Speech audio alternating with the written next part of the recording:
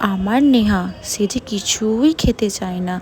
আজ আমার নেহা বলল, বুনি বুনি আমাকে একটু বিরিয়ানি বানিয়ে দিবি।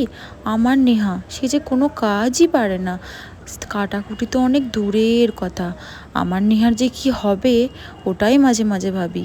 আমার দাদু তো বলতো যে তুই কিছু কাজবাজ কর। আমি বলতাম যে না, আমি তো কোনো কাজবাজ করব না, কিন্তু এখন ঠিকই সব করি। তো আমার নেহাও ঠিকই সব একদিন করবে।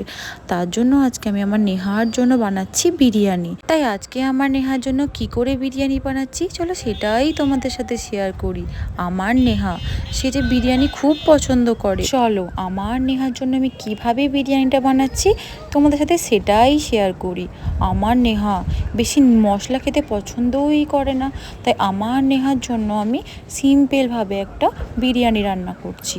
আমার নেহা জানো তো সবসময় বাইরেই খাবার খেতে পছন্দ করে, বাড়ির খাবার তো সে পছন্দই করে না। আমি এত ভালো ভালো রান্না করি তাও আমার নেহা খায়ই না। আমার নেহার বিরিয়ানিটা তোমাদের কেমন লাগলো জানিও।